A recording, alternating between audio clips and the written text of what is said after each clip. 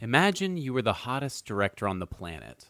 Fresh off a Palme d'Or win, the biggest hit of your career, a critical sensation, but beyond that, you've become almost a genre in and of yourself overnight.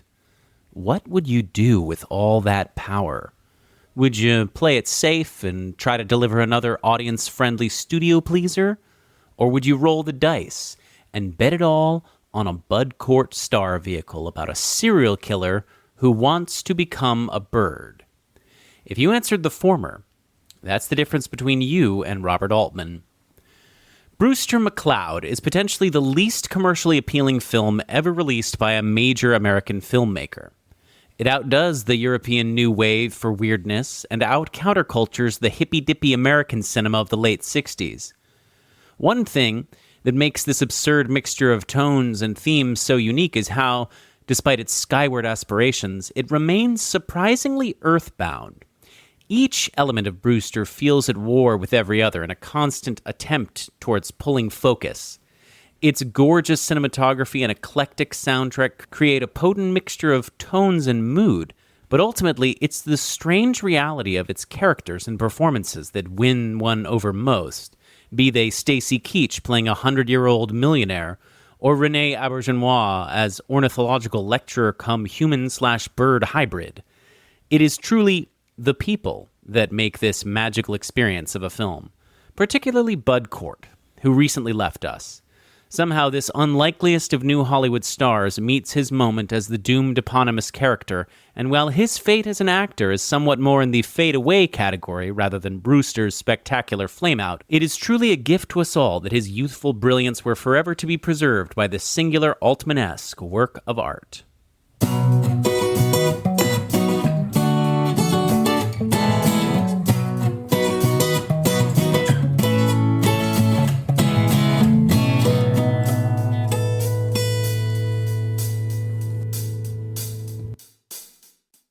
Welcome to Kale Your Idols, a new Hollywood podcast with your hosts, Sam Ludwig and Elena Gibson. This is a podcast about film. Primarily, we discuss movies, directors, actors, and writers known for their work during the new Hollywood era of studio filmmaking that began in 1967 with Bonnie and Clyde and The Graduate, and pretty much ended in the early 80s with One from the Heart and Heaven's Gate. In this episode, we are celebrating the eternally unique life of Bud Cort as we discuss Brewster McCloud. Well, so this is a redo episode. We previously recorded this episode. As usual, it takes us a couple hours to record. And then the file got corrupted. Yeah. So here we are, re-recording. We're recreating this episode on a movie that, I don't know. I'm trying to figure out some metaphor for if this feels fitting or not fitting for this movie. You know, like, did we fly too close to the sun in the previous record? Or how could I possibly tie this into... I think it can't tie in, and the reason it can't tie in is because the movie is so unique, it kind of doesn't relate to anything. Well, there you found the tie-in, I'm afraid. This was probably one of the most unique movies I've ever seen. I think this movie is more unique than Eraserhead. It's less like any other movie than Eraserhead. Because Eraserhead is like David Lynch movies and Lynch imitators. There's no real imitators of Brewster McCloud, are there? I think it's a pretty underseen film. You'd only have imitators if something becomes very popular. Do you think you could describe the vibe of this movie? What is this movie like while you're watching it? Because we'll get into the plot and we'll get into all of the weirdness about it, but what is the experience? Is this movie a funny movie, a sad movie, a romantic movie? Is it truly weird and unsettling? I chuckled internally a few times. I never laughed out loud, but it is going for comedy, and it's definitely going for weirdness, but for the most part, it's not unpleasant weirdness. It's like Eraserhead is disturbing weird. Brewster McCloud's definitely not disturbing weird. It's just absurd behavior weird, but grounded in Robert Altman's style. That's what works so well about it, is that the weirdness is balanced out by the way that Altman directs it. And it's going for a kind of commercial play of the time, counterculture film. It's sort of aiming for a timeliness Right. This came out in 1970, and around this time, the studios all wanted to capitalize on young people being interested in seeing hippie countercultural stories in movies. That same year, Bud Cort was in another movie called Gas, directed by Roger Corman. And that movie is clearly doing hippie stereotypes in a very obvious and silly way. I actually kind of liked Gas a little bit. It grew on me as the movie went on. And it's not that different in tone to Brewster McCloud. They're both very quirky, weird, unique films. But the way that the countercultural figures are portrayed is so different. Gas is directed by somebody from the outside, Roger Corman, who is portraying hippie stereotypes that are very obvious and over the top. Whereas for Brewster McCloud, Robert Altman, although he's also older, he is not part of the young hippie generation, he is cooler, I guess, than Roger Corman. And he's portraying the countercultural figures in a more organic way. He's not going for stereotypes. And he did a good job with casting. Casting Shelley Duvall and Bud Cort. They are genuinely oddball people in real life. Well, at least Shelley is, and Bud Cort seems that way to me. I'd say so.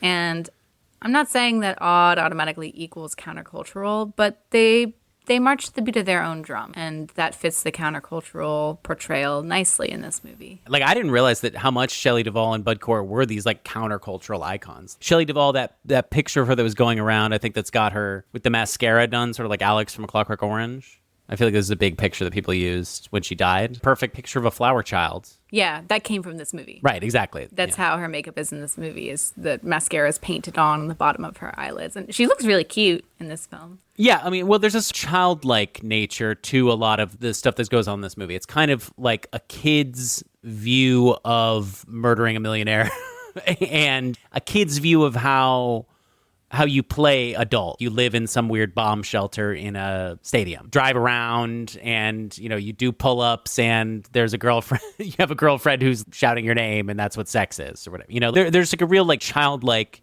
aspect of hippie culture. This movie is, I don't even want to say it's like tapping into it or it's capitalizing on it. It's just embodying. And I guess this is also an aspect that you could say The Wizard of Oz is touching on, a kid's view of American culture.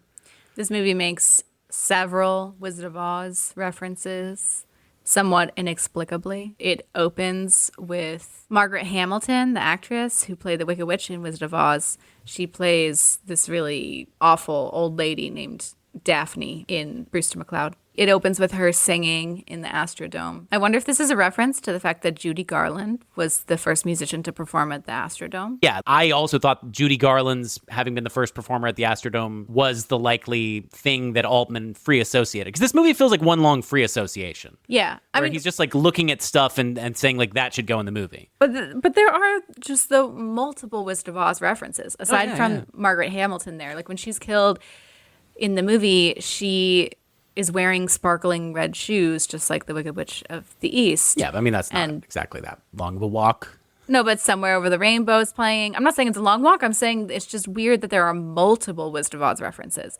During the end credits, that character Hope is wearing a blue and white gingham dress like Dorothy's and carrying a dog that looks like Toto. I think that Bud Cort's wings kind of remind me of the winged monkeys. What do you think could be another explanation for why Wizard of Oz is referenced? Well, I think that Wizard of Oz has often proved to be a potent metaphor for people who live alternate lifestyles, shall we say. The central thing about Wizard of Oz is you got the black and white parts and then the color parts. And what do the color parts mean to you? I think the color parts mean I'm gay, maybe, or I'm a hippie, or I need to go somewhere else, or, I take LSD.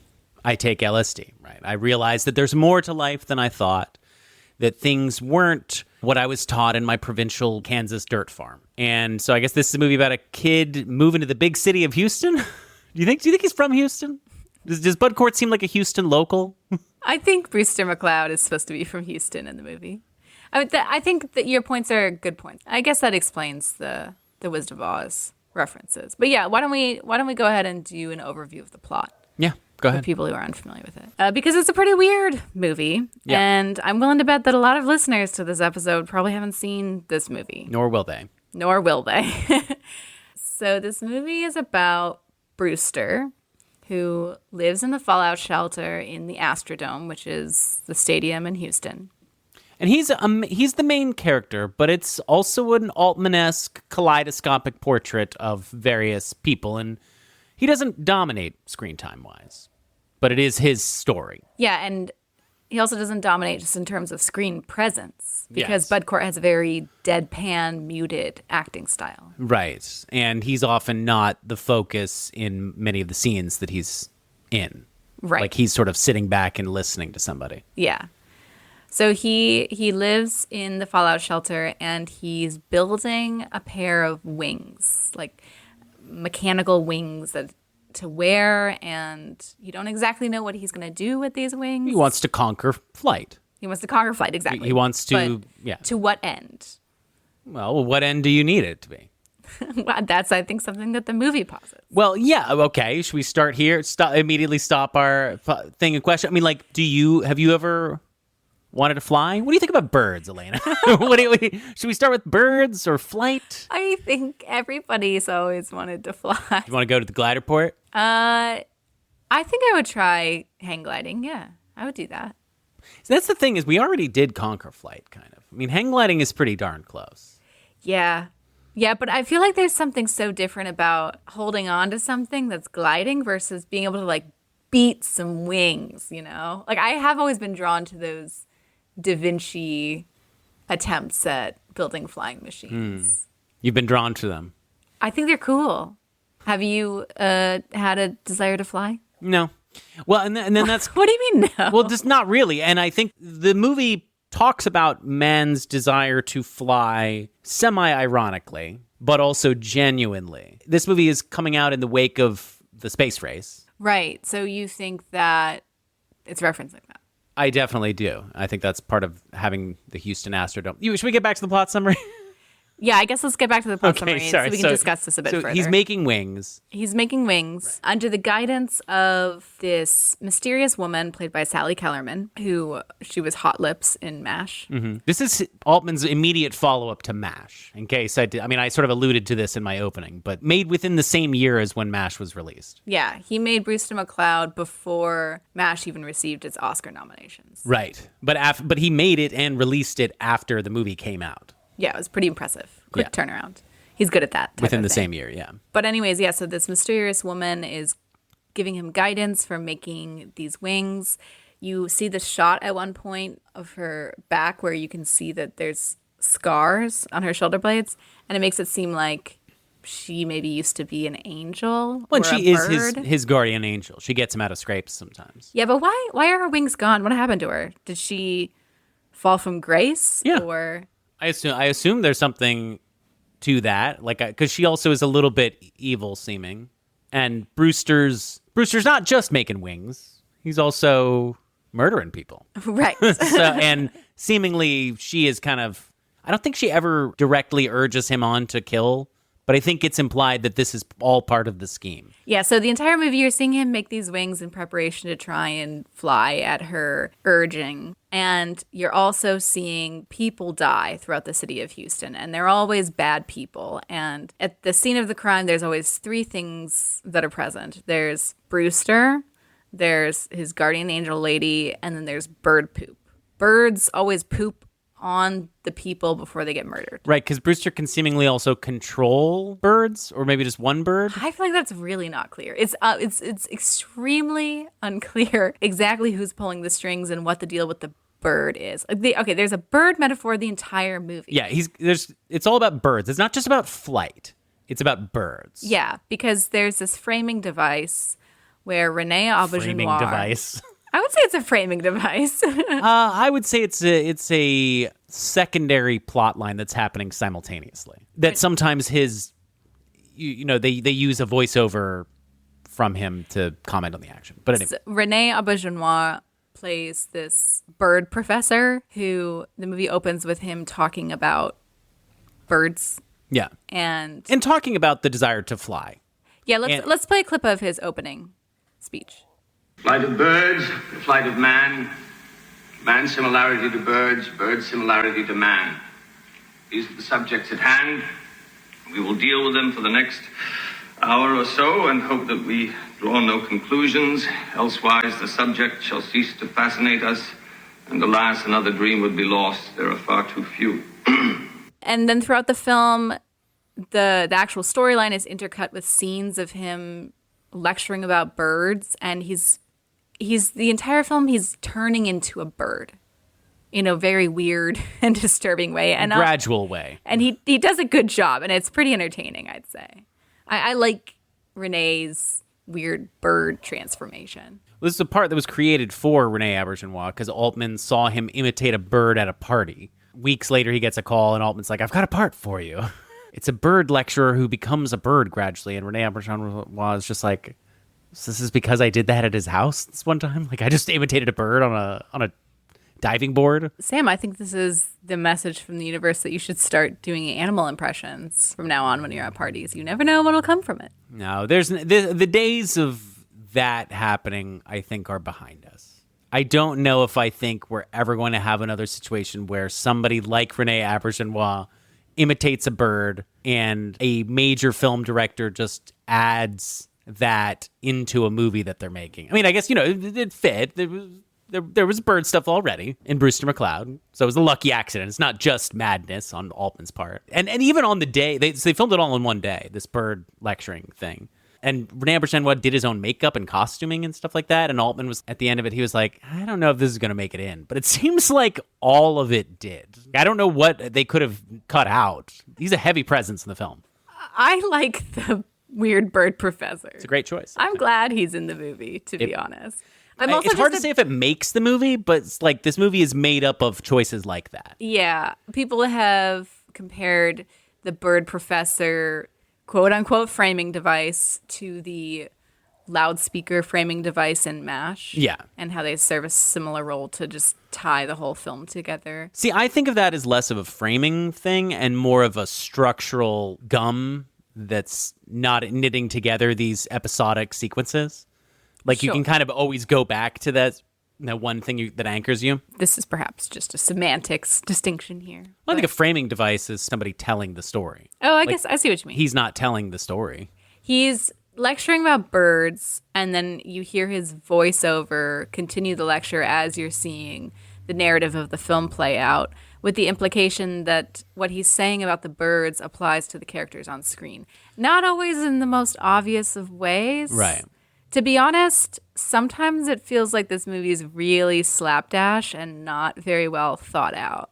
Like, I'm not sure that everything fits together very well. It feels like it's kind of gesturing towards a lot without it completely working as a cohesive film. But would you want it to all fit together more? It seems like you are a little bit less satisfied by this movie than I am, where I find this movie pretty satisfying. I think I'm just capable of being critical of it, even though I enjoyed it. And I'm blinded to my critical faculties are completely shut down by it.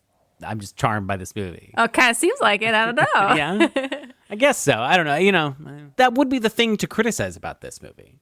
Yes. And so I guess I feel like I don't agree with you. Maybe I'm a little bit more immersed in like all of the soup of 60s stuff that this is pulling from. I feel like I've seen plenty of 60s movies, Sam. No, You're trying to true. imply that you're more immersed than I am. No, well... And I'm not the only one who criticizes that aspect of it. No, Pauline of course Kael criticized that in her review of the time, and she was certainly living within that context. She loved MASH, right? Like, she was already an Altman guy. Yeah, but she just wasn't No, a big fan of this particular movie. Did you want to get to the end of the plot summary? Yes, we're spoiling now. Brewster's guardian angel the entire time, she's like, don't start sleeping around with women and dating women because they're going to distract you from what's important.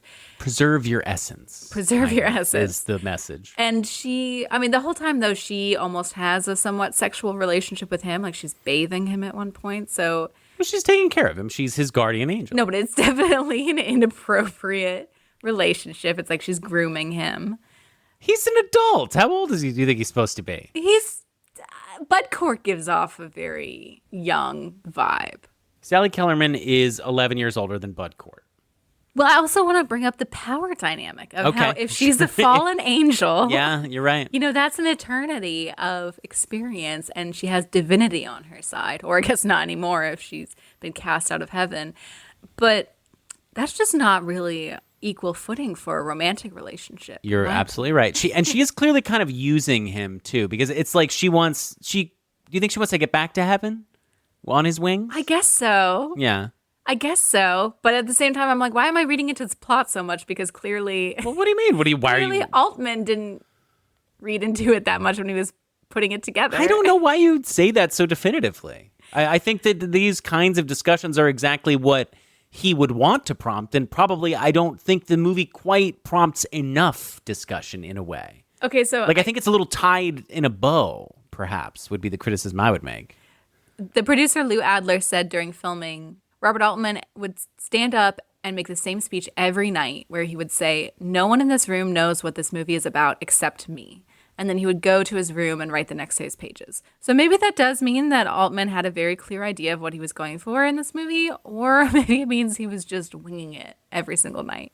See, but I felt like when we did our MASH episode, that movie, for me at least, and I don't know if you'll agree that this was your experience, but that movie felt very confused, and the messaging of MASH is very subtle and doesn't quite all come together for me. And Brewster to me feels a lot more assured. So even though it maybe not be as, I don't know, moralistic a point as something like MASH, Brewster to me felt like this insane sandbox where you can kind of do anything, yet I still feel like a point is being made and I'm in stronger, firmer hands. I disagree with you. I feel like it was perhaps just as not fully realized in its messaging and its overall point as MASH. This is early stuff. He's figuring stuff out. Yeah. In this period. This is the movie where he kind of went the wildest. And I think it also, I think this is what happens if you turn around and make movies back to back so quickly. I think something gets a little sacrificed. Not to say that the movie is worse off for it. I'm impressed. I'm nothing but impressed by this movie. So I totally disagree with you. I have a soft spot for this movie. I enjoy it, but I'm not sitting there thinking how impressive it is. I feel like I can see what I view as weaknesses of the film, but also end up being things that make the movie more interesting to watch because it's less polished. Yeah. No, and I mean, I do agree. Like, it's not like I think that every single section is evenly cared for. There's some people who get one day on set to do a weird performance and it comes off better or makes more impact than other people. This movie is like very directly talking to the audience, but it's ironic. It has this like faux professorial tone with the lecturer, but it's like, it feels like it's kind of taking the piss out of making a statement of any kind, if that makes sense. You know what I mean? Like it's sort of like defying you to look for meaning, even though the meaning is, we all want to fly. But I think it's a bit of a cop-out to say, you're silly for even wanting meaning in your film, man. Well, but I think there's a lot of French New Wave movies that had that exact ethos. Yeah, and I would apply that same criticism to those movies. I love French New Wave. I'm not saying that this criticism is a takedown of the film. No, I know. You can be critical of a film while still enjoying the final result. Yeah. The slapdash nature of a film could be what makes it more interesting and textured to watch. And I guess what I'm saying is it's almost like this movie is aiming for a slapdash vibe, but it comes out feeling like of a piece to me. And this is where we disagree. Right. So just to finish the plot summary, Bud Cort ignores the advice of his guardian angel. Brewster ignores the advice of his guardian angel, falls in love with Shelley Duvall, who is a tour guide at the Astrodome. Bud Cort lives in the Astrodome in a fallout shelter. The whole thing kind of takes place in the Astrodome. It's sort of this microcosm of the universe, I would argue. And he confesses to Shelley Duvall both that he has invented wings that are functional and that can help you to fly. And she's enthralled by this at first because she thinks he can make a lot of money at it. And I think that is sort of a turnoff to him. But he wants to run away together. And she's like, no, why? We got to capitalize on on these wings you made. And he's like, well, no, it's like those like murders that happened. I did them. And when you're watching it, you're sort of like, no, don't confess the murders, man. You can get away with it. Like, you're ruining everything. Like, it's kind of amazing how sad you feel for him in this moment that he's ruining in this relationship by confessing murders. Yeah, you're kind of on his side because, yes, he's a murderer, but he's always murdering bad people. Rich people who are racist, typically, and homophobic. Altman had told Bud Cort about the role. He said, you're going to play a mass murderer, and it's going to be a whole reaction to how sick society is right now. Right. So it's supposed to be reflecting on that. So you're kind of on Brewster's side. And also, when he tells Shelley Duvall's character about the murders, there's a moment where you think maybe she'll be okay with this. Because she's been okay with other criminal acts throughout the film. She meets Brewster because he's trying to steal her car. And she gets in the passenger seat and was like, well, I could just give you a ride wherever you need to go. And there's a scene They run away from the cops. Yeah, there's a car chase scene, and she's a getaway driver, and she seems to think it's great fun. So you think, maybe she'll be okay with these murders. But no, she's not. She ends up turning him in. And I guess the idea is, like, nobody would be. You have no home in this world, Brewster. He's right? not really meant for this world. Yeah, well, and it's like you would think if anybody could get it, it would be Shelley. Right. Is I guess what you're supposed to think? And that's why it's sad. Right. The ending. There's this very effective ending scene. He's at the Astrodome. He puts his wings on. He takes them for a spin right when the police are closing in on him. So he's flying his wings for the first time while the police are trying to capture him, and he's trapped within the dome, like it's a domed stadium. He's trapped within the stadium. He's flying around. The wings are working. And to me, it's very satisfying seeing the wings work, just from a practical effects standpoint, because they really happen. They're really mechanical. It's so satisfying. He's flying, but then his arms start to get tired. He makes these bird caw noises that are so heartbreaking, and it should be weird, but it's actually just really tragic and touching. I started tearing up, and to me it was very, very emotionally moving when he was no longer able to continue his flight and he plummets to his death. Do you think Brazil was influenced by this? Oh, interesting. I guess that probably was. I could see that for Yeah. sure. Yeah. Anyways. What are your thoughts about the ending? Oh, it's gorgeous. It's a perfect ending. And then, of course, there is the Altman-esque, Fellini-esque curtain call. Right. Once the movie's over, all the characters come out, and it's a circus, so it really is just like 8.5. And their names are announced. It's also a lot like the end credits of Skidoo, which is written by the same screenwriter as Brewster McCloud. We're going to talk about that screenwriter in a bit. So that was also kind of weird similarity. And MASH also has a somewhat similar ending where the characters are all just announced over the loudspeaker. Nashville opens in a similar way and also has a marching band opening, kind of like the opening in this. Yeah, so he kind of just likes those. He likes bands. Yeah. Yeah. He's a music guy. He's a music guy. This is a music-y movie. Yeah, it's interesting because MASH didn't really have a big music component, right? No, I know there was some like Korean jazz music, I think, that they used some stuff from. But not like this. No, well, this is one of the more eclectic soundtracks that I know of in an Altman movie. There's this song I really like that plays at the end. It's called I Promise Not to Tell. I want to play a clip of it right here. I promise not to tell. I pretended not to see. I pretended not to see. I pretended not to see. And I promise not to tell.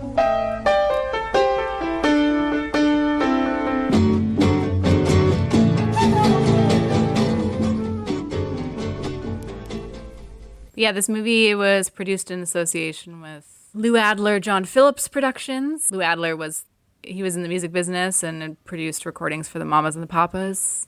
Right, which John Phillips was in. Right. And John Phillips wrote most of the songs and performed some of them, too, for this movie. As well as Me and My Uncle for the Grateful Dead. And he also did other stuff that we're not going to get into in this episode. Yeah, let's not talk about John Phillips. Yeah, okay. Right, exactly. So, but Lou Adler, though, he produced Monterey Pop. He kind of helped organize the Monterey Pop Festival. And so he had a big hand in producing the documentary about it, which was how a lot of those festivals actually made their money. Particularly Woodstock was a failure until the documentary came out. But Altman put him into this role of producer. I think he helped get Altman the script for Brewster, which had been a script that was going around town. People were like, you gotta read this script about this serial killer who wants to be a bird. It's a hot item, you know? This like kooky, countercultural film. Yeah, I mean, it was the style at the time. People were like, I guess this is what the kids want, right? But Lou Adler became a producer. Altman kind of put him into this role in the way that Altman would often do, where he would take somebody, give them a new career and a new trajectory and change their life. Adler, said it was like the greatest time ever. He said, if I wanted to design a vacation where I could make a film at the same time, it would be this. We stayed in the Astrodome. We watched ball games every night. We hung out and partied. And then Adler went on to produce some really fascinating stuff, especially a lot of stuff that you love. Like what? Rocky Horror Picture Show. Oh, okay, Cheech and Chong's Adler. Up in Smoke. Damn. And then one of my favorite movies that's still pretty undersung, Ladies and Gentlemen, The Fabulous Stains. I don't know that one. Which is another music movie. He was a music business guy. That's a great movie. That's like one of the best female anti-heroes that I've ever seen, certainly of that era. Is that a new Hollywood film? Will we cover it? Or? No, it's a little too... Or did he... I actually think he might have directed that. Yeah, Lou Adler directed it. I don't know. I guess we could make it. It's just very 80s. It's 82. It's a cusper. Yeah, it's a cusper. But if it feels more 80s, then maybe it's not. It does. It's got Diane Lane and Laura Dern, young Diane Lane and Laura Dern in it, and a punk band.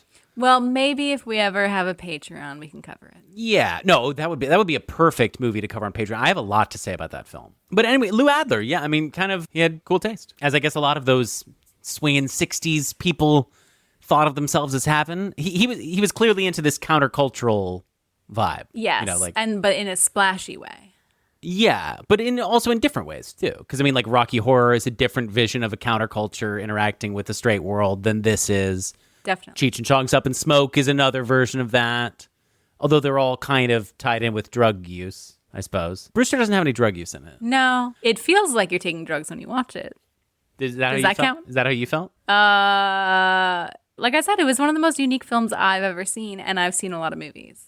Maybe not as many as you've seen, but I've still seen a lot. The thing about it that makes it so unique is it's not so abstract and out there. It's like, right. It's kind of a mixture. Right. In the that's what makes it such an unusual artifact. I mean, I really think it really comes down to the weirdness of the script and the singular vision of the screenwriter mixed with Robert Altman grounding it in reality.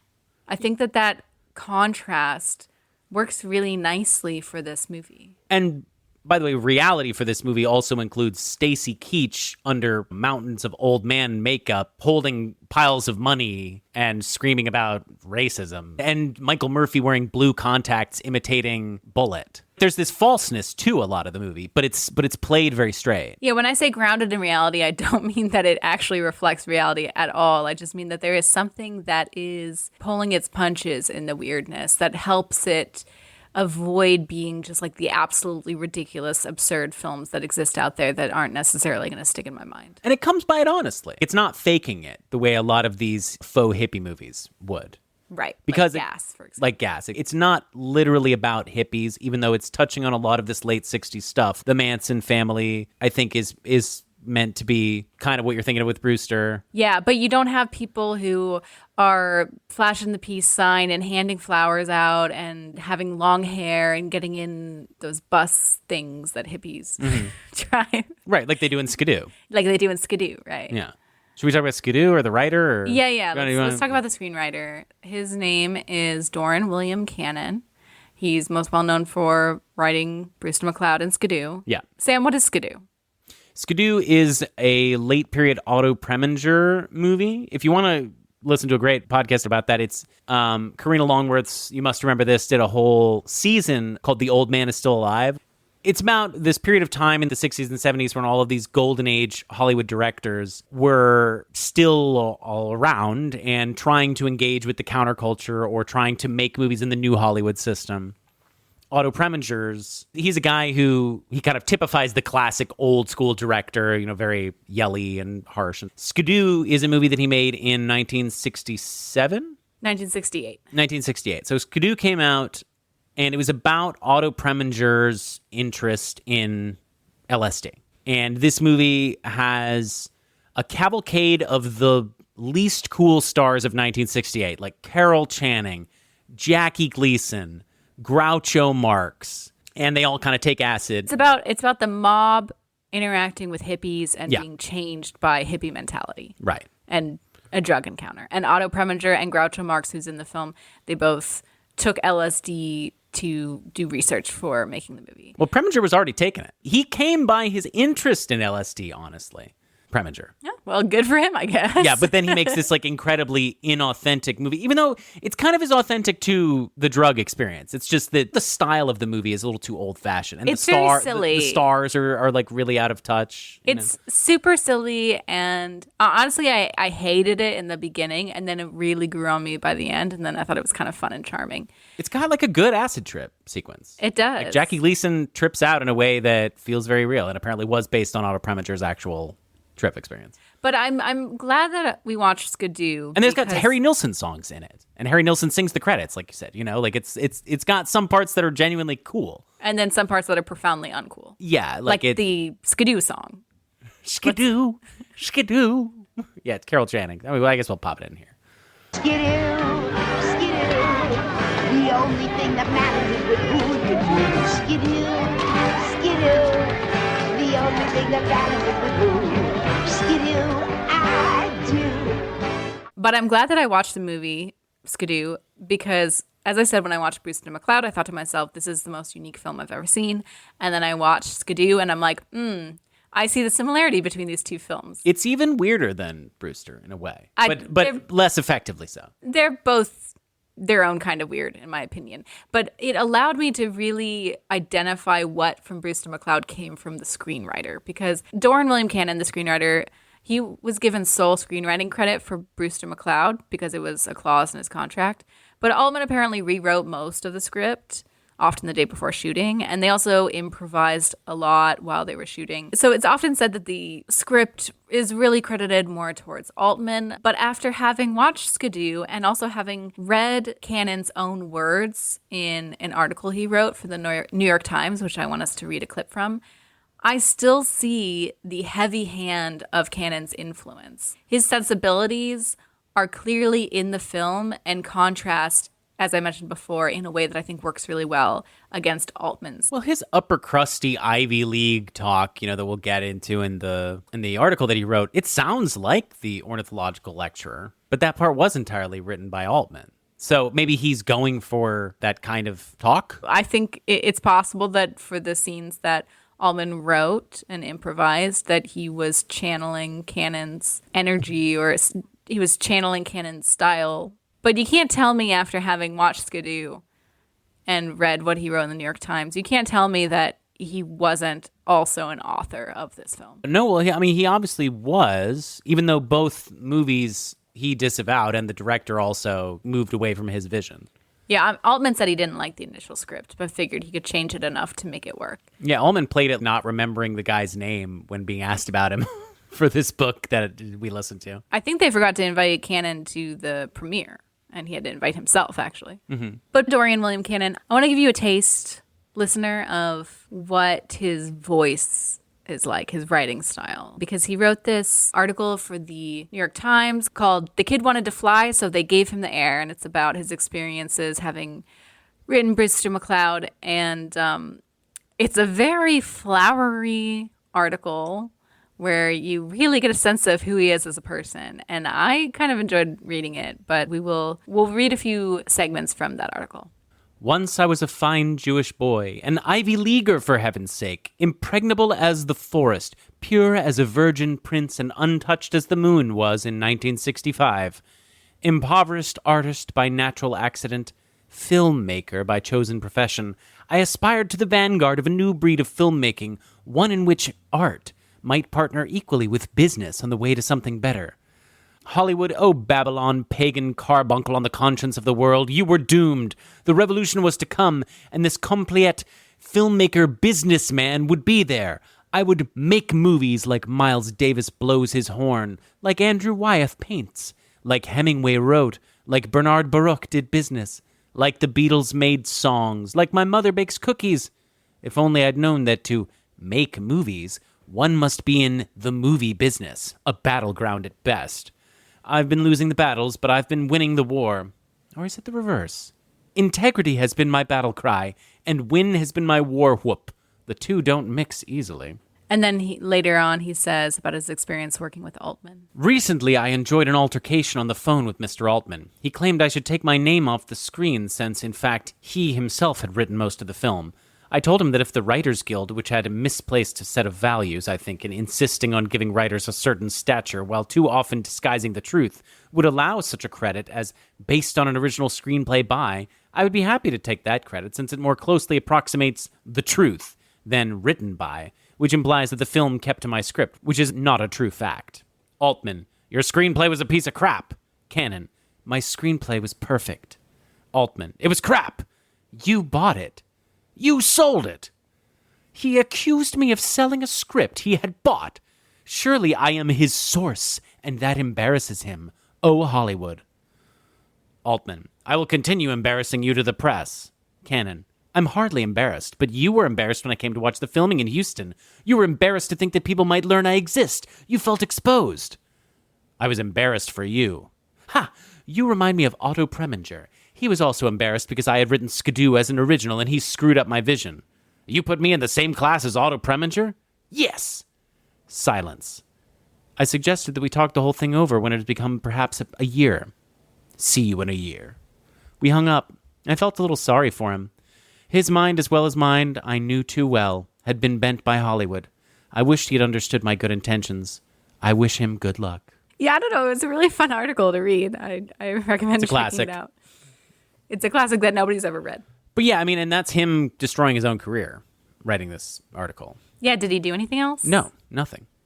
And New York Times was happy to publish the entire thing. Both of these movies were flops, too. Obviously, like, they could have only been made in this period, even if they'd been hits. Yeah. So Brewster McCloud, it premiered at the Astrodome to a crowd of 24,000 people, but apparently there were a lot of issues with the sound. And one critic said it was a bit like viewing a movie in the world's largest drive-in while locked out of your car. MGM produced it and did not understand or like Brewster McCloud or Robert Altman, and they quickly pulled it from theaters. As you said, it bombed. It got mixed critical reviews. A lot of people didn't like it. Roger Ebert gave it 3.5 out of 4 stars. He said that similar to MASH, Brewster McCloud is just as densely packed with words and action, and you keep thinking you're missing things. You probably are. It's that quality that's so attractive about these two Altman films. We get the sense of a live intelligence, rushing things ahead on the screen, not worrying whether we'll understand. So he enjoyed the movie. Siskel also gave it 3 stars, but a lot of people didn't like it. Well, I mean, he's still figuring out what an Altman film is. And you get the sense, I think, with some people that they're giving him grace to experiment with this, especially because it came so on the heels of MASH, where he's still basking in the glow of that. Somebody like Ebert is, yeah, this is a cool effort. And other people are like, I don't know, man. This doesn't seem like your kind of thing, but let's see what else you got. Right. They were still in the phase of wanting to, they could tell that this guy was a major talent. But people said this is maybe more of a Brian De Palma of the period or Robert Downey kind of movie. This is the only counterculture statement that Altman ever made. He never made a movie like this. He never made a movie that wasn't about professionals. This is kind of the closest thing to like a weird hangout movie that he's ever made. Yeah. I mean, I don't know if I'd say Quintet's about professionals, but Quintet isn't like no, but it's like, it's people doing a thing, like doing it, like serious people. Right. Right. Like Brewster is kind of about, I mean, there's the police procedural aspect, which we haven't touched on much. And I know it's your least favorite part of the movie. But. Yeah, the whole movie, the police are trying to capture the killer. And As Sam had mentioned before, there's this detective played by Michael Murphy. He's an actor who has been in more Altman films than any other performer. He was in 12 of his movies. So he's a big Altman actor. But he plays this character who's clearly supposed to be a parody of Steve McQueen's character in Bullitt. And it's, again, one of those pointless parodies, in my opinion. It doesn't really do anything for the movie. And I feel like Michael Murphy is not popping at all in this film. Those blue contacts are popping. Yeah, I mean, his eyes are very blue, but otherwise, he's just kind of wearing a turtleneck, and he's nowhere near as good of a screen presence as Steve McQueen. Well, no, I don't. I would agree with you there. But Michael Murphy, yeah, he's typically a garnish on Altman films. His only real starring role in an Altman project is Tanner 88. Michael Murphy is kind of like the guy who was with Altman throughout every period. In movies before he had his breakthrough, he was in a lot of his 70s work. He's in his 80s nadir period, doing perhaps their signature collaboration. And then he's in, the 90s and 2000s and stuff. So he's, in a way, remains the signature Altman performer. And he's an interesting person for that, considering that he is sort of blandness incarnate. And maybe not that talented? Or is he good in the other movies? I love Michael Murphy. It's just this is his second biggest role, I would say, in an Altman film. And he's an odd choice for this character, which he's a detective, right? But he's supposed to be this new school kind of detective where, it's like Bullitt was clearly the parody that they're going for, but it's also like David Toschi, the guy who Mark Ruffalo plays in Zodiac. This new kind of fashionable, fashion-forward detective who's got a lot of strange ideas about dusting for bird poop, and nobody, he's fighting against the system too. Like, he's a countercultural detective, And Michael Murphy is like a hilarious person to put in that role, because all Michael Murphy can do really is just kind of stare blankly. He always just looks very confused, and that's what they utilized to great effect in Tanner 88, where he plays this hapless presidential candidate who shouldn't be in the race. But in this, his character is meant to be a man of action, getting things done and running circles around the local Houston police department. Is he from San Francisco in the movie, canonically? I think so. Which would make sense. Yeah. Because that's where Bullitt's set. He's bringing this attitude to Houston. Right. But he's not even bringing that much attitude, is my problem. He it's subtle. Needs more attitude. It would be less of a thing if you had somebody who was the obvious choice. At this point, though, would you say Michael Murphy is a well-known actor? No, and I guess probably the better explanation for this is because clearly they were like buds. They were clearly bros. Right. I mean, this character wasn't in the original script. Altman added this character because he just wanted a character for Michael Murphy to play.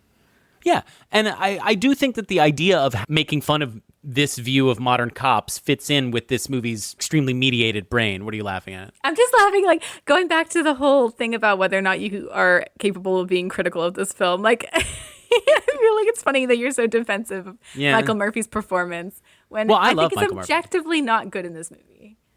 Objectively not good in this movie. He's boring. He falls flat. He's not doing what this character is supposed to be doing. That's what it's a parody. No, I'm saying is that supposed to be over the top. No, I don't think that's true at all, because the original character is this over the top. Like, I don't think he gets it right. I don't think the humor is there. Maybe not. Because the other explanation is they're clearly bros. This was Altman getting the band back together a little bit after MASH and picking his people and trying to set up his company. And maybe he gave Murphy a little too much of a role. Maybe he realized, I need Michael Murphy in the 10th name on the call sheet.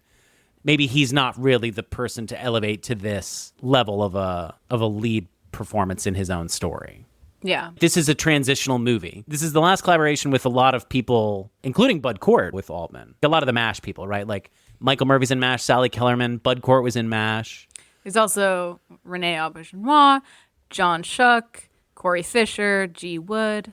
Yeah, and I think none of them, except for Murphy, work with Altman again for a while. And this is the beginning of Shelley Duvall's storied collaboration. Right.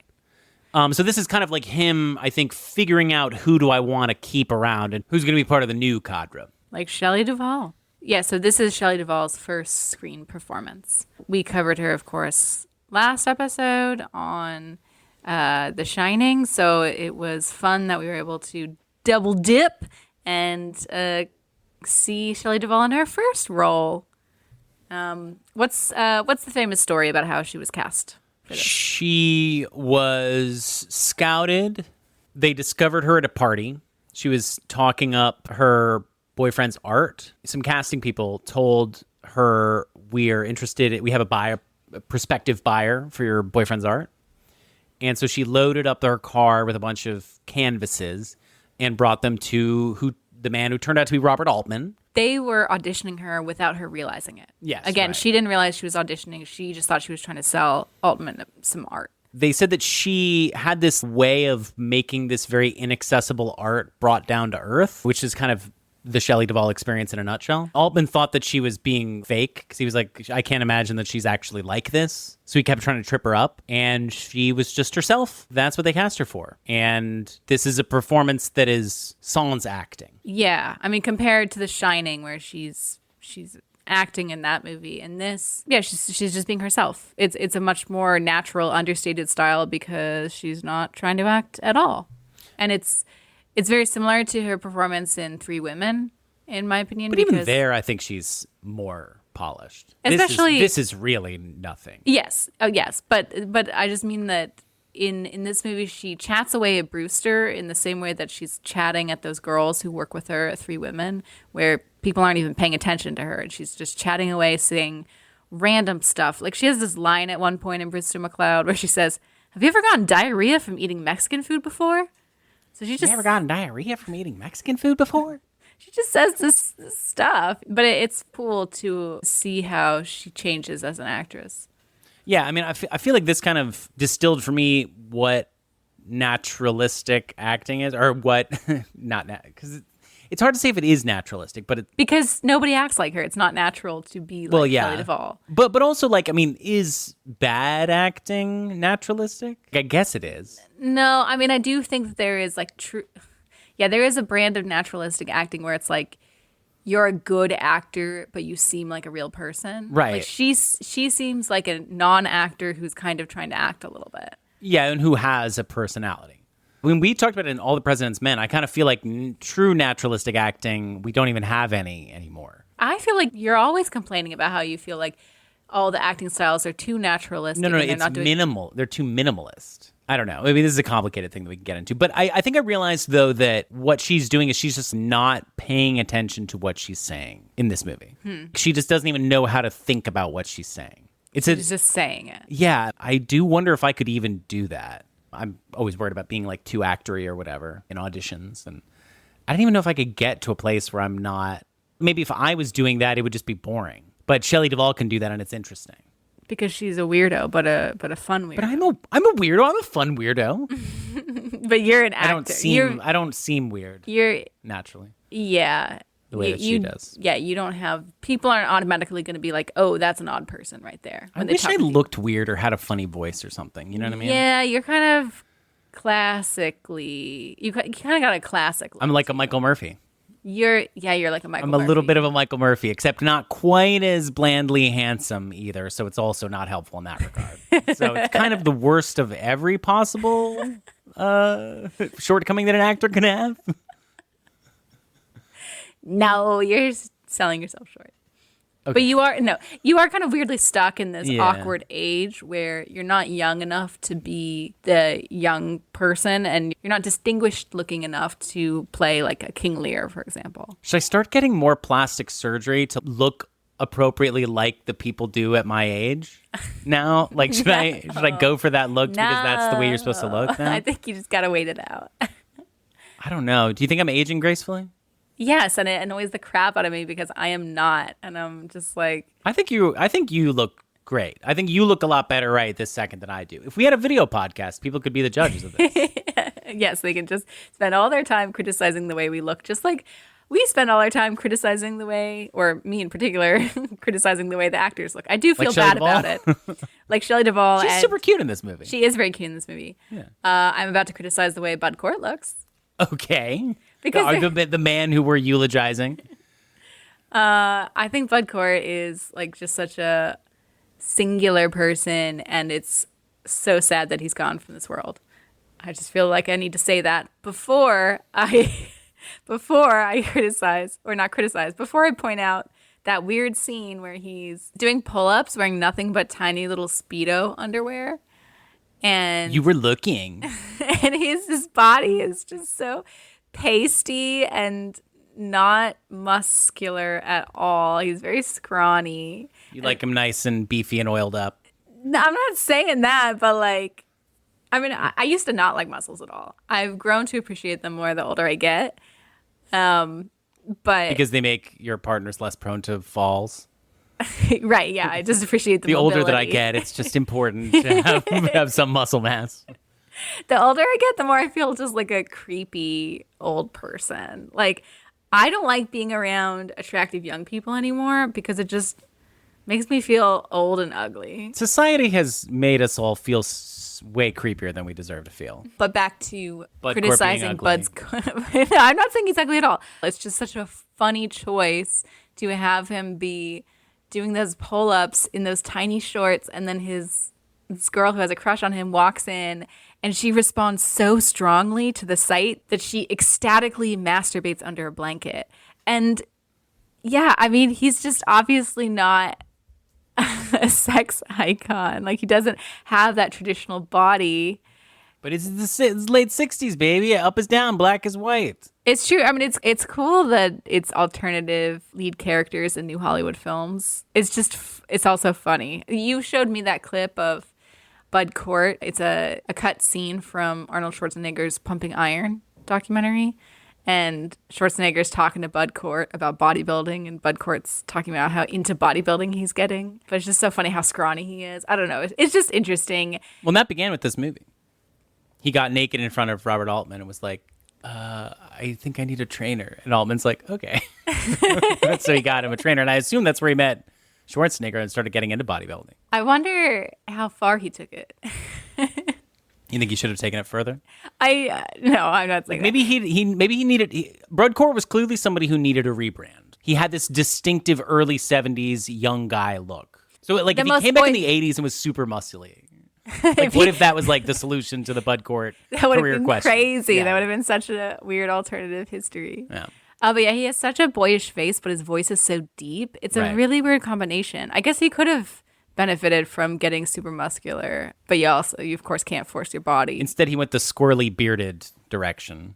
Well, so yeah, he was in this movie, and then of course his most famous role was Harold and Maude. Right. And in both cases, he's playing weirdos, and Kind of playing the same guy. yeah, Like, and I would say that a movie like Harold and Maude could not have existed without Bud Cort establishing a Bud Cort type. yeah, because how do you write a character like Harold without Bud Right. Cort? He was offered the role of Billy in One Flew Over the Cuckoo's Nest, but he turned it down. He was offered it before Nicholson was involved, and he turned it down, and then because he thought he was getting typecast into the role of the weirdo from Harold and Maude, and he didn't like being typecast too much.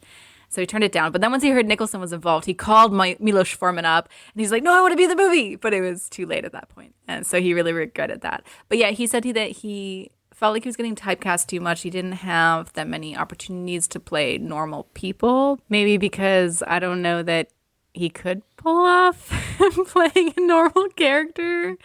Maybe I'm shortchanging him too much. I don't know. What do you think? I've never seen one. There's not much Bud Cort out there that's canonical. Well, that's because unfortunately in 1979 he was involved in a really severe car crash that almost killed him, and he had to get a lot of plastic surgery. So it really disrupted his acting career. He did start acting again later, like he was in Heat, Dogma, Life Aquatic. But I'm a Apparently cheerleader. But I'm a cheerleader. Yeah, I think the role in Life Aquatic was actually written for him. But then he was in another car crash where his arm almost got torn off.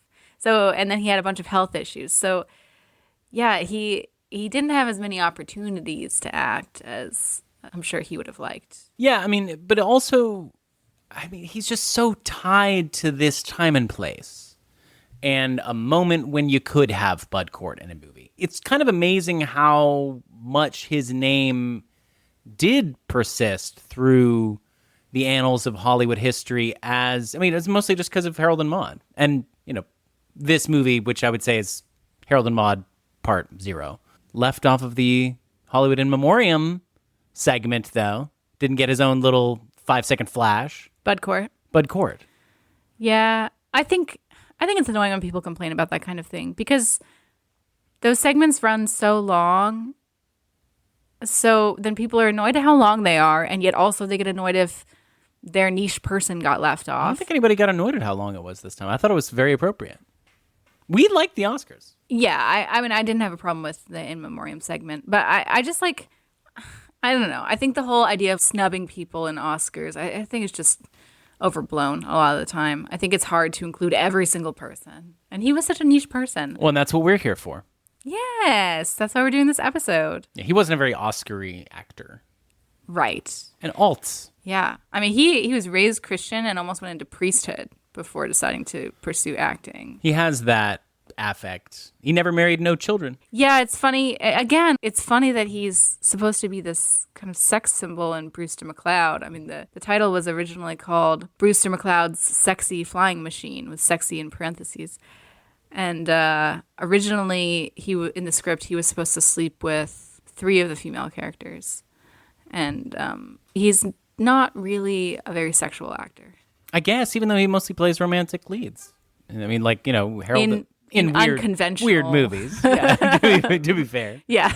But in Harold and Maude, though, too, he keeps getting all of these rich girls set up with him, and they're all very eager. Because he's got that sort of, like, dorky boy thing. But he's not a dork. Like, he's not a nerd. He's a dark twerp. His deep voice goes a long way, I think. And, yeah, his clothing style in Brewster McCloud, it's like he's dressed like Where's Waldo for most of the movie. But we looked this up, and Where's Waldo was created after this movie. So is Where's Waldo based on Brewster? Certainly appears that way. Kind of crazy.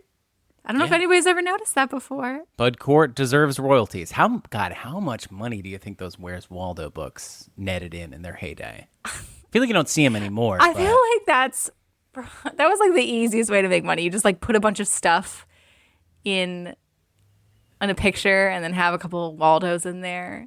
I don't know. I think there's some effort to drawing a good Waldo. You got to have the ratio of people who are wearing stripey type things, people who have glasses on. I guess that's true. Did you like those books?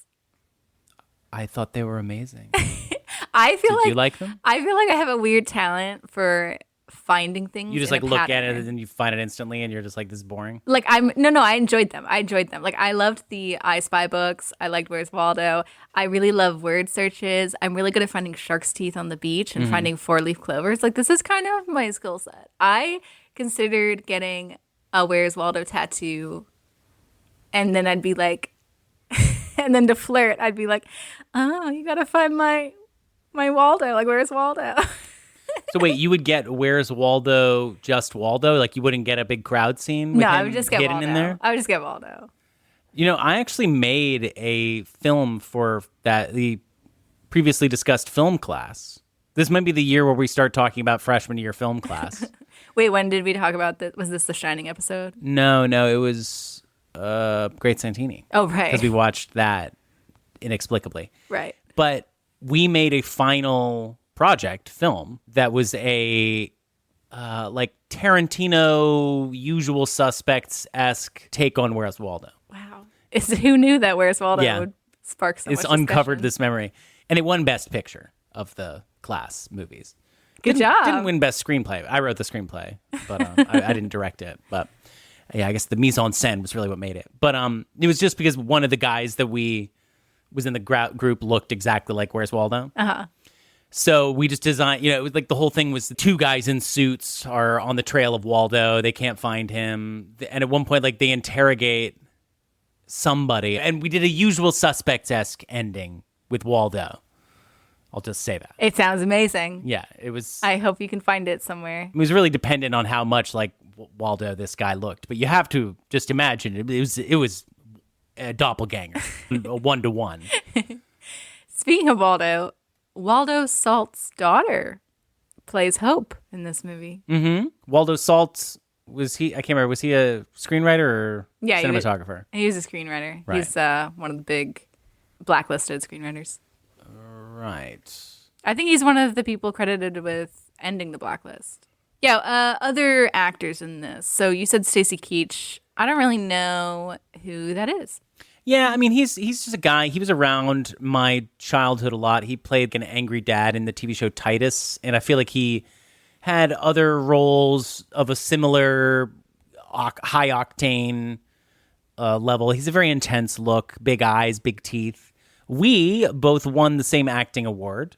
You and Stacy Keach? That's right, me and the man himself, which is Helen Hayes. Like, That's exciting. He's never won a fucking Oscar, but you look up Stacy Keach, and Helen Hayes award-winning actor is top of its first paragraph. Do you have a wiki? Does it say? I don't have a Wikipedia. Well, let's get you a wiki.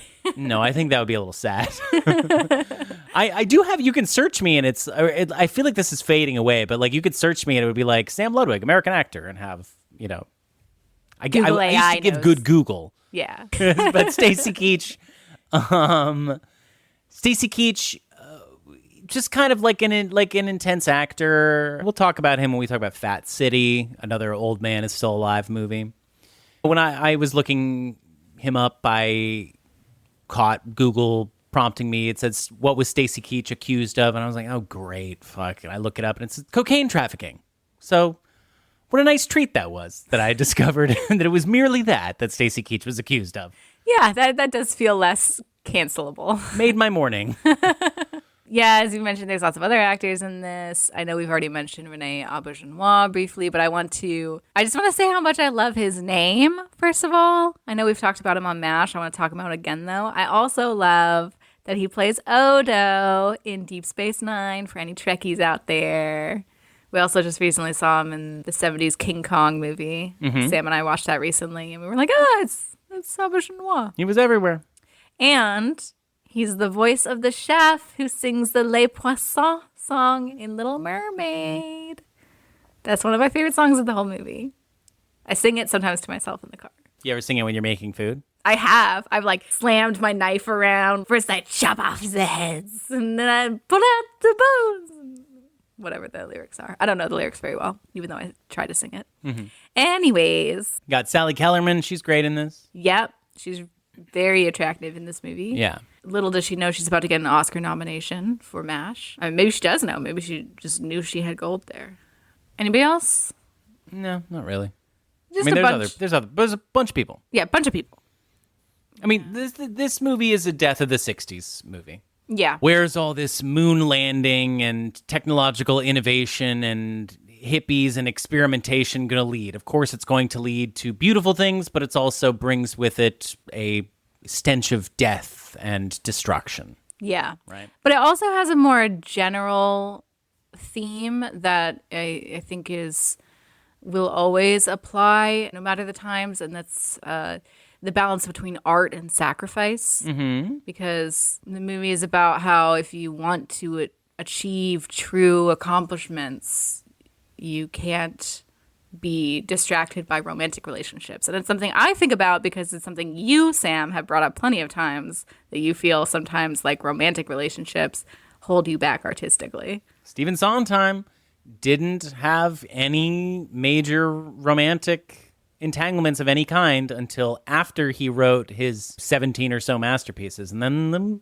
then the output significantly falls off, both in quantity and quality, once he starts dating people. I guess it's really a question of what should you value in life? And if you're an artist, that's something you really have to contemplate. For me, it's easy. I'm not an artist, so I am very comfortable putting my personal life and romantic relationships and my friendships and my relationships with family at the forefront of what I value. But and I do that too. I just wish I didn't. Right. I can't help but be that person. Yeah, you are my great chagrin. You are a very attentive partner. I do not mean to suggest otherwise. It's just that you complain about it all the time. Well, I just think it's interesting. It's part of the whole notion of like what truly matters to you. Yeah. Right? Is it the things that you do, or is it the stuff that you contemplate regretting? I just love when you talk about regretting your relationship with me. You brought it up. I wasn't thinking about this at all. No, it's just like, so this clearly was one of the points of the film, because the screenwriter explicitly states this in the article. But even before reading that article, I immediately clocked it. It's very obvious to me because I am very aware that it's something you think about it a lot. But I don't know. I wasn't thinking about it when I watched this movie. Well, I was. That's not really something that This movie feels like a postmodernist novel of the period. It feels very Pynchon, which I don't know if Altman was a big reader, but it certainly seems like that version of an adult who is encountering the 60s and is not going to join a commune, but does get what's weird. It's like Don Draper, like gets that there's some weird shit going on, you know? And yes, obviously it's an artistic endeavor that Brewster is reaching towards, but I think it's also like a technological endeavor. And I think the deaths that come in the wake of his pursuits, I'm looking at them on a kind of broadly societal level.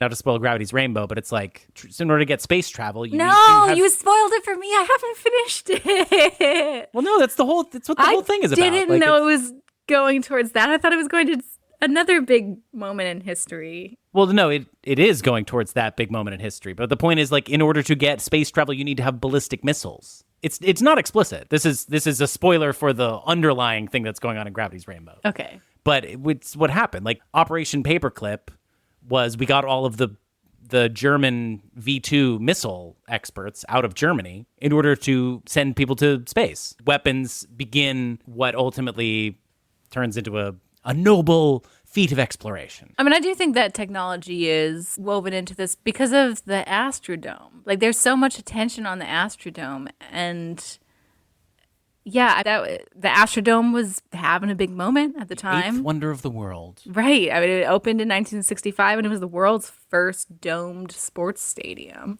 And it was designed off of the Coliseum. It was the first major sports venue to install artificial turf, and it had the first animated scoreboard. So it was a structure of the future. Yeah. Despite the fact that it was inspired by the past. Was this the place where they, in The Right Stuff, where Lyndon Johnson is with the Mercury astronauts and they see the stripper lady?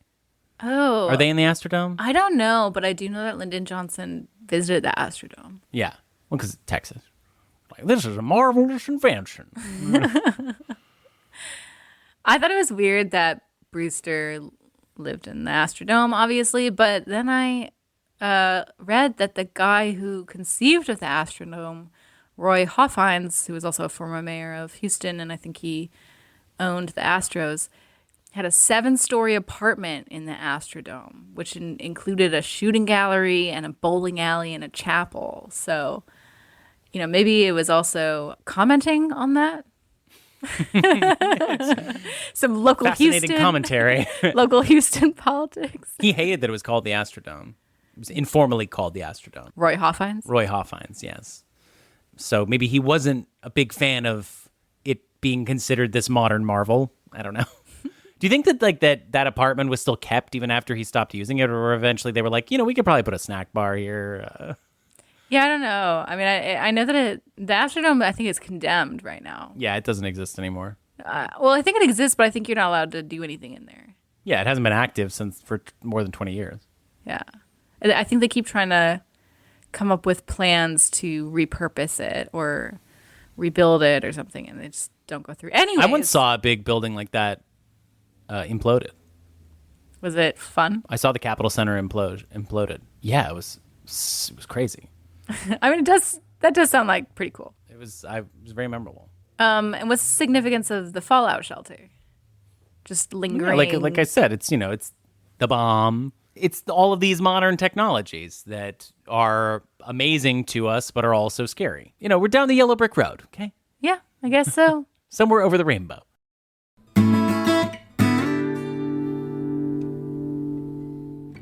All right. Well, this was definitely a new Hollywood film.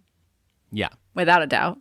First of all, anything Altman makes is automatically new Hollywood around this time period, I feel. Yeah. But you got the absolute icons of Shelley Duvall and Bud Cort. I think it's a very formally experimental movie. It opens with Leo the Lion, the MGM logo, except instead of the roar, you have Renee Auberjonois saying, "I forgot what the lion is," or "I forgot the lion." Is he saying I forgot the lion, or is he saying I forgot the line? Hey, man, this shit's got levels. Okay? But like there's also a lot of camera experimentation. Like this is before Altman really figured out a lot of stuff about his own style, I think, and there's a number of beautiful shots in this movie, especially the one where Sally Kellerman is walking up into the light and they play that one really cool song. I would love to put on our social media like a clip of just this shot. This might be like the most beautiful shot that Altman's ever gotten. It is really gorgeous. And there's that one in the funeral. Everybody's wearing black at a funeral, and then they open their umbrellas because it starts to rain, and their umbrellas are all sorts of different bright, vibrant colors, and it's really lovely. Reminiscent of the poppies in Wizard of Oz, I would say. Yeah, it's also referencing stuff like Bullet. Yeah, is this the only movie Altman ever made that has a car chase in it? Probably, as far as I can recall. Car chases are very New Hollywood. Yeah, that's a good point. And it's got about Manson. It's about Countercultural. probably about Vietnam somewhere in there. Did they mention Vietnam? But it's got like racism and homophobia that gets brought up. It's criticizing racism. Yes, And homophobia. right. As MASH was too. I think Altman was pretty good about that. Yeah, no. He definitely was. This is one of those early 70s. This is Altman's attempt at a hippy dippy movie that has a certain soul to it. The music is also very of its moment, but cool. Yeah. So you want to rate it? Yeah, let's just rate it. Okay. I feel like we're getting tired. Yeah. Cold Stone rating. That's Cold Stone Creamery. Like it, love it, or gotta have it are the options. Or we say this movie doesn't rise to the level of a like it. It does not make my scale. So It's funny because the first time we attempted to record this episode, Sam's description of the Cold Stone rating was so drawn out, so long, and I mocked them for that. And now they are just so over the experience of having to re-record this episode that was the shortest you've ever explained the Cold Stone rating. we're in a pretty different mood right now. Or I am. At You least. are. I'm glad You you're. are. I'm glad you're feeling good. But no, the neighbors were being fucking annoying Sam is earlier. Sam is really not in good spirits at the moment. I guess not. I don't know. Do you think that'll affect your rating? No, I think it's gonna be the same as I rated it last time. I give this movie a like it. I enjoyed it. It was odd.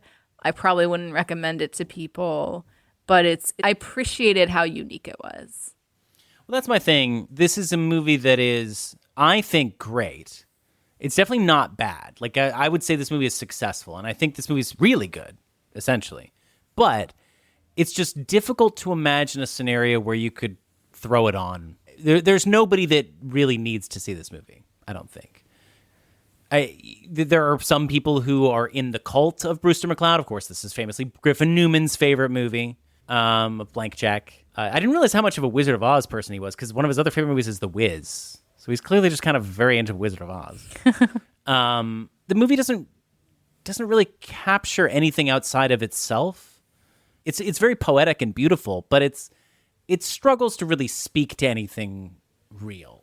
Yeah, for me, if that ending scene of him flying and crashing, if that wasn't there, it might not even be a like it for me. Whoa. I mean, I think this movie is really good. maybe I shouldn't say that, but it is really, to me, that one scene that felt emotionally impactful. Otherwise, the rest of the film was just an oddity. Yeah. So I'm gonna give it a love it. I actually am just impressed at how much I think this movie is a huge leap forward from MASH. This is a much more assured film that is much closer to my heart than MASH will ever be. But there's, 13 more Altman movies to get through for the rest of the 70s, and it probably wouldn't rank very highly on my list of if I was ranking the 15 70s Altman movies. Yeah, it's definitely not one of my favorite Altmans. But like all of his movies, it kind of makes the career if you look at it. Yeah, I mean, ever since doing that one late 70s Altman episode, I do just have a soft spot for Altman movies. So even the ones that aren't my favorite Altman movies, I still have an affection for, like this. This is a movie that wants you to have affection for it. That concludes another exciting New Hollywood adventure. Thank you all so much for listening. Don't forget to subscribe to Kaylee Rydles on the podcatcher of your choice. Please take the time to leave a rating or review. It is extremely helpful for small podcasts like ours. We'd love to hear from you, so please reach out to us on Instagram or send us an email to kayleerydles@gmail.com. We want to say thank you to the Illuminator for our logo, and thank you to ourselves for everything else. Please join us next episode where we will continue to celebrate movies made by new Hollywood figures who recently passed away. Next up, we will celebrate the life of the charming Diane Keaton as we discuss Annie Hall. And yes, this will be the third movie in a row that we cover that also has Shelley Duvall in it. And the fourth movie in a row that has a person named Duvall in it, because Robert Duvall was in Great Santini. Hey, Peter Fonda, how did we do? We blew it.